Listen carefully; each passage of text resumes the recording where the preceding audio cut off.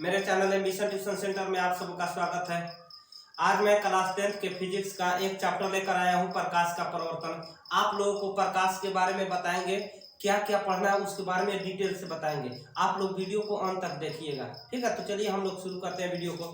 तो प्रकाश क्या है, सबसे पहले जानेंगे प्रकाश क्या है। तो प्रकाश वह भौतिक कारण है जिसकी सहायता से हम किसी वस्तु को देख पाते हैं, उसे ही हम लोग प्रकाश कहते हैं। यदि प्रकाश नहीं होता तो हम लोग किसी वस्तु को नहीं देख सकते, ठीक है। तो प्रकाश वह भौतिक कारण है जिसकी सहायता से हम किसी वस्तु को देख सकते हैं। यदि किसी वस्तु को हम लोग देखते हैं तो उसका प्रतिबिंब हमारे आंखों पर बनता है, रेटिना पर बनता है, तो हम लोग किसी वस्तु को देख सकते हैं, ठीक है। तो चलिए यहाँ पे दिया है, प्रकाश वह भौतिक कारण है जिसकी सहायता से हम किसी वस्तु को देख सकते हैं। उसके बाद आया छाया। प्रकाश है तो छाया जरूर बनेगा। तो पर छाया किसे कहते हैं? प्रकाश के गमन पथ में किसी अपारदर्शी वस्तु को रख देने पर उसके पीछे जो अंधकार क्षेत्र बनता है उसे हम लोग छाया कहते हैं। जैसे हम यहाँ पे खड़ा है, प्रकाश आ रहा है, हमारे पीछे जो अंधकार क्षेत्र बनता है उसी को हम लोग छाया कहते हैं, ठीक है। तो प्रकाश हमेशा सीधी और सरल रेखाओं में ही गमन करता है। प्रकाश टेढ़ा टेढ़ा गमन नहीं करता है, प्रकाश एकदम सीधी ही गमन करता है, ठीक है। तो देखिए प्रकाश सीधी रेखाओं में गमन करता है। पर निर्वात में प्रकाश के चाल 3 × 10⁸ मीटर प्रति सेकेंड होती है। जो निर्वात है उसमें प्रकाश की चाल कितना होती है? 3 × 10⁸ मीटर प्रति सेकेंड होती है। उसके बाद कह रहा है प्रकाश एक विद्युतीय चुंबकीय तरंग भी है। हमारा जो प्रकाश है वह विद्युतीय चुंबकीय तरंग भी है, ठीक है। उसके बाद कह रहा है प्रकाश एक ऊर्जा है। यहाँ कह रहा है प्रकाश एक क्या है? प्रकाश एक ऊर्जा है। अब देखिए स्पष्ट करेंगे इसे कि प्रकाश एक ऊर्जा कैसे है। जैसे मान लेते हैं यहाँ पे देखिए विद्युत धारा प्रवाहित होते ही परिपथ में विद्युत बल्ब जलने लगते हैं। जैसे हम लोग लाइन जोड़ देते हैं और बल्ब लगा देते हैं, जैसे ही हम लोग बटन टिपते हैं तो हमारा बल्ब जलने लगता है। जब बल्ब जलता है तो उसमें ऊर्जा प्रारंभ होने लगता है, ठीक है, उत्सर्जन होने लगता है। विद्युत ऊर्जा का क्या होने लगता है? उत्सर्जन होने लगता है। विद्युत ऊर्जा का क्या होने लगता है? यहाँ पे उत्सर्जन होने लगता है। और विद्युत ऊर्जा हमारा देखिए विद्युत ऊर्जा प्रकाश ऊर्जा में बदल जाता है। तो इससे स्पष्ट हो गया कि यह प्रकाश एक प्रकार की ऊर्जा है। इसे स्पष्ट हो गया कि प्रकाश एक प्रकार की ऊर्जा है। एक बार और समझ लीजिए, देखिए जैसे हम लोग विद्युत परिपथ में बल्ब लगा देते हैं, जैसे ही हम लोग बटन टीपते हैं तो बल्ब जलने लगता है। जब बल्ब जलने लगता है तो देखिए विद्युत ऊर्जा जो होता है हमारा विद्युत ऊर्जा वो प्रकाश ऊर्जा में बदल जाता है। तो एक उदाहरण इससे स्पष्ट हो गया कि प्रकाश एक ऊर्जा है। और दूसरा उदाहरण यहाँ पे देख लीजिए, फोटोग्राफी कैमरे से फोटो खींचते समय जब प्रकाश की किरण फोटोग्राफी प्लेट पर पड़ती है तो प्रकाश ऊर्जा रासायनिक ऊर्जा में बदल जाता है। जब हम लोग फोटो खींचते हैं, जब फोटो खींचते हैं तो देखिए फोटो खींचते समय उसको फोटोग्राफी जो फिल्म होता है, ठीक है, प्लेट उस पर पड़ता है, उस पर पड़ता है और उसको क्या करता है? प्रकाश ऊर्जा को रासायनिक ऊर्जा में बदल देता है। तो देखिए दूसरा उदाहरण ये अभी हो गया। दूसरा उदाहरण क्या हो गया कि प्रकाश ऊर्जा को रासायनिक ऊर्जा में क्या करता है? बदल देता है, ठीक है। इससे भी स्पष्ट हो गया कि हमारा प्रकाश क्या है? एक तरह की ऊर्जा है, ठीक है। इसका स्क्रीनशॉट ले लीजिए, फिर इसके बाद आते हैं।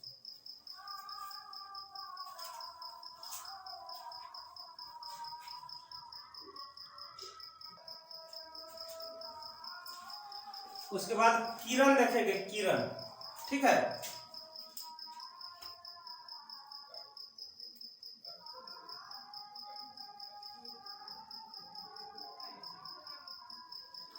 देखेंगे किरण। किरण क्या है? प्रकाश के गमन पथ की दिशा को किरण कहते हैं। यानी कि प्रकाश जिस पथ से जाता है उसे हम लोग क्या कहते हैं?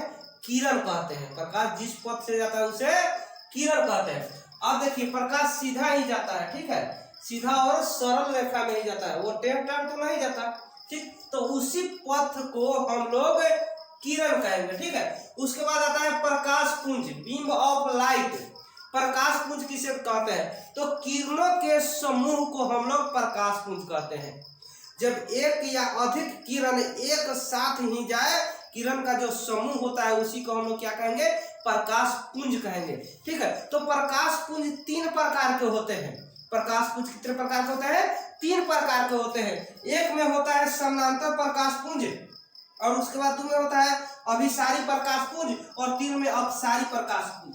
तो समानांतर प्रकाश पुंज, तो समानांतर प्रकाश पुंज ऐसे प्रकाश की किरण जो एकदम समानांतर जाती है, ठीक है, दोनों किरण समानांतर जाती है, उसी को हम लोग क्या कहते हैं, समानांतर प्रकाश पुंज। एकदम सीधा जाती है, प्रकाश की किरण क्या होती है, एकदम सीधा जाती है, उसे हम लोग क्या कहेंगे, समानांतर प्रकाश पुंज कहेंगे, ठीक है। जो एकदम समानांतर हो, एक दूसरे को क्या हो, समानांतर हो, उसे हम लोग समानांतर प्रकाश पुंज कहेंगे, ठीक। उसके बाद देखते हैं अभिसारी प्रकाश पुंज।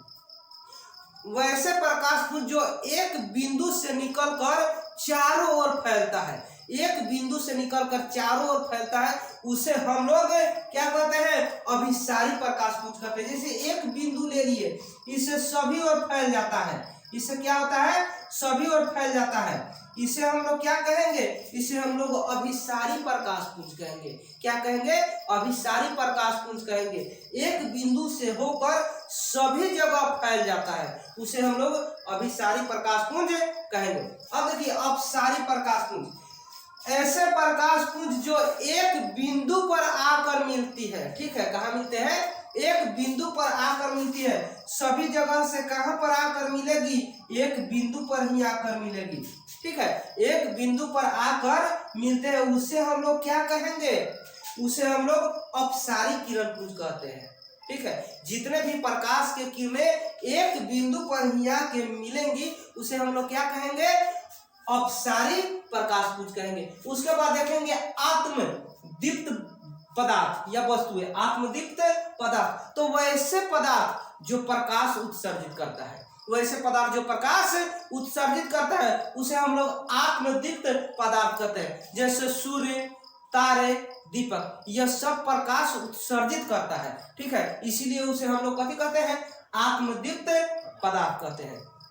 सूर्य प्रकाश उत्सर्जित करता है, उसके बाद तारे भी प्रकाश उत्सर्जित करता है, हम लोग दीप जलाते हैं वह भी प्रकाश उत्सर्जित करता है, तो उसे हम लोग आत्मदीप्त वस्तुएं कहते हैं। उसके बाद देखते हैं अदीप्त पदार्थ, अदीप्त पदार्थ या अदीप्त वस्तुएं जो प्रकाश उत्सर्जित नहीं करता है, जो प्रकाश उत्सर्जित नहीं करता है, उसे हम लोग अदीप्त पदार्थ कहते हैं। जैसे पत्थर, पत्थर से प्रकाश निकलेगा, नहीं निकलेगा। उसके बाद टेबल, बुक, कुर्सी, इस सब से प्रकाश नहीं निकलेगा, जिससे प्रकाश नहीं निकलेगा उसे हम लोग अदीप्त वस्तुएं कहेंगे, यानी कि अदीप्त पदार्थ कहेंगे, और जिससे प्रकाश निकलेगा उसे हम लोग आत्मदीप्त पदार्थ कहेंगे। समझ में गया? उसके बाद फिर मिलते हैं।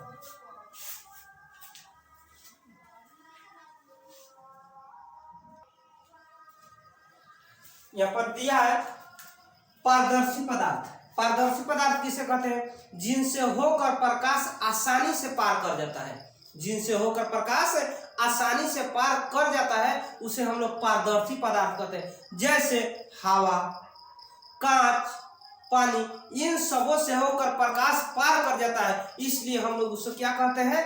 पारदर्शी पदार्थ कहते हैं। समझ में आ गया? जिसे प्रकाश पार कर जाता है उसे हम लोग क्या कहते हैं? पारदर्शी पदार्थ कहते हैं। उसके बाद आता है अपारदर्शी पदार्थ। अपारदर्शी पदार्थ जिनसे होकर प्रकाश पार नहीं करता है उसे हम लोग अपारदर्शी पदार्थ कहते हैं। जैसे बुक, जैसे बुक ले लेंगे और उसके प्रकाश अगर भेजाएंगे तो जाएगा? नहीं जाएगा। जिसे प्रकाश आर पार न हो उसे हम लोग अपारदर्शी कहते हैं। जिससे प्रकाश हमारा आर पार न हो उसे क्या कहते हैं? पारदर्शी कहते हैं। जैसे ईंट, पत्थर, बुक इत्यादि, जिससे प्रकाश पार ना होता है और जिससे प्रकाश आर पार हो जाता है उसे हम लोग पारदर्शी कहते हैं। ठीक, जैसे कांच में। उसके बाद देखते हैं परभासी। परभासी पदार्थ किसे कहते हैं? तो ऐसे पदार्थ जिनसे होकर प्रकाश के कुछ अंश ही पार करता है, प्रकाश के कुछ अंश ही पार करता है उसे हम लोग परभासी पदार्थ कहते हैं। जैसे घिसा हुआ कांच। घिसा हुआ कांच से आप लोग देखिएगा तो थोड़ा थोड़ा उधर दिखाई देगा। या उसके बाद तेल लगा कागज, कागज को तेल लगा लीजिएगा, मुड़ी में तेल लगा लीजिएगा, उसके बाद देखिएगा तो थोड़ा थोड़ा दिखाई देगा। उसी को हम लोग क्या बोलेंगे? परभासी पदार्थ बोलेंगे। इसके बाद हम प्रकाश के परावर्तन लेकर आ रहे हैं। ठीक,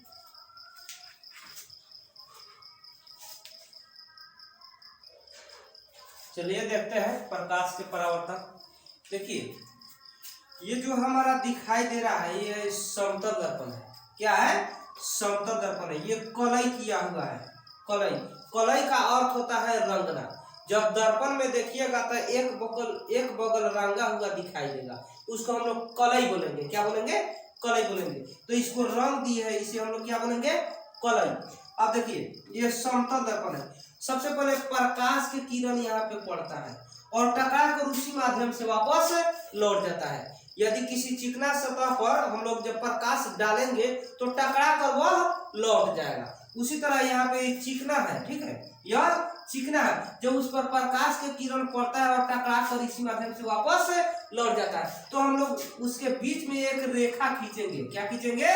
रेखा। उस रेखा को हम लोग अभिलंब बोलेंगे। तो सबसे पहले जानेंगे कि प्रकाश का परावर्तन क्या है। जब प्रकाश किसी चिकनी सतह पर पड़ता है और टकरा कर उसी माध्यम से वापस लौट जाता है, इस क्रिया को हम लोग प्रकाश के परावर्तन कहते हैं। क्या कहते हैं? प्रकाश के परावर्तन कहते हैं। तो देखिए यहाँ प्रकाश पड़ा, तो पड़ा कहाँ? आपतन बिंदु पर। जिस बिंदु पर प्रकाश पड़ता है उसे हम लोग क्या कहते हैं? आपतन बिंदु। तो आपतन बिंदु पर पड़ा और टकरा कर उसी माध्यम से वापस लौट गया, तो आ रही प्रकाश की किरण को हम लोग आपतित किरण कहेंगे। आ रही प्रकाश की किरण को क्या कहेंगे? आपतित किरण कहेंगे। आपतित किरण। और टकरा कर जा रही प्रकाश की किरण को क्या कहेंगे? परावर्तित किरण। आ रही प्रकाश की किरण को आपतित किरण और टकरा कर वापस जा रही प्रकाश की किरण को क्या कहेंगे? परावर्तित किरण। समझ में आ गया? उसके बाद में इसके बीच में जो हम एक लंब रेखा खींचे हैं, ये दोनों के बीच में एक लंब रेखा खींचे हैं, इसे हम लोग कहेंगे अभिलंब। क्या कहेंगे? अभिलंब। अब देखिए जब अभिलंब है तो इधर आपतित किरण है, इधर परावर्तित किरण है। जब बीच में लंब रेखा खींचेंगे तो दो बराबर भाग में बांटेगा तो दो कोनों बनेगा। बनेगा कि नहीं? तो देखिए इस कोण का नाम यानी कि आपतित किरण और अभिलंब के बीच जो कोण बनेगा उसे हम लोग आपतन कोण कहेंगे। क्या कहेंगे? आपतन कोण कहेंगे। आपतन कोण कहेंगे, इसे आई द्वारा सूचित करते हैं। ठीक है, क्या कहेंगे? आपतन कोण। और उसके बाद परावर्तित किरण और अभिलंब के बीच जो कोण बनता है उसे हम लोग परावर्तन कोण कहेंगे। क्या कहेंगे? परावर्तन कोण कहेंगे। इसे हम आर से सूचित करेंगे। ठीक है। और जिस बिंदु पर यह तीनों स्थित होगा उसे हम लोग आपतित बिंदु कहते हैं। क्या कहते हैं? आपतन बिंदु, सॉरी आपतन बिंदु कहते हैं। ठीक है, इस बिंदु को हम लोग क्या कहेंगे?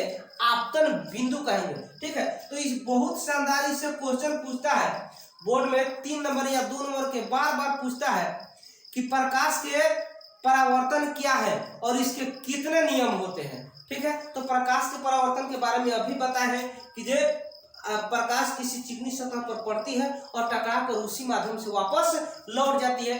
इस प्रक्रिया को हम लोग क्या कहेंगे? प्रकाश के परावर्तन कहेंगे। और प्रकाश के परावर्तन के कितने नियम होते हैं? तो प्रकाश के परावर्तन के 2 नियम होते हैं। प्रकाश के परावर्तन के कितने नियम होते हैं? 2 नियम होते हैं। तो देखिए एक नियम क्या है? आपतन कोण परावर्तन कोण के बराबर होता है। क्या होता है? जो यह आपतन कोण है परावर्तन कोण के बराबर होगा। कहने का अर्थ है कोण आई बराबर कोण आर हो जाएगा। क्या हो जाएगा? कोण आई बराबर कोण आर।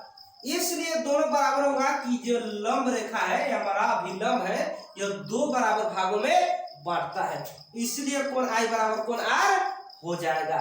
और दूसरा नियम है कि जो देखिए आपतित किरण, परावर्तित किरण और आपतन बिंदु पर डाला गया अभिलंब तीनों एक ही समतल में है। तीनों क्या है? एक ही समतल में है। देखिए तो यहाँ से तीनों सीधा है कि नहीं है? तीनों सीधा है। यह भी सीधे है, यह भी सीधे है, उसके बाद अभिलंब भी सीधे है।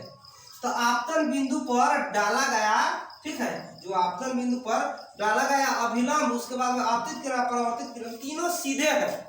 इसलिए हम लोग क्या बोलेंगे? ये दूसरा नियम हो जाएगा इसका कि आपतित किरण, परावर्तित किरण और आपतन बिंदु पर डाला गया अभिलंब तीनों एक ही समतल में होते हैं या तीनों एक ही सीध में होते हैं। यह हमारा दूसरा नियम हो गया। एक बार और समझ लीजिए, आपतन कोण परावर्तन कोण के बराबर होता है।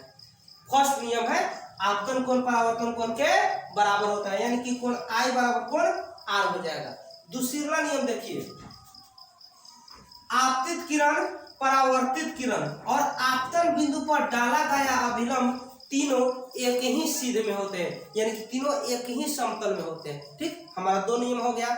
इसके बाद हम दर्पण लेकर आएंगे। ठीक है, अगर थोड़ा थोड़ा करके ना बनाया जाए तो बहुत वीडियो लंबा हो जाएगा। ठीक है, तो इसके बाद हम दर्पण लेकर आएंगे। ये पार्ट 1 वीडियो है, पार्ट 2 लेकर जल्द ही आएंगे। तब तक के लिए जय हिंद, जय भारत।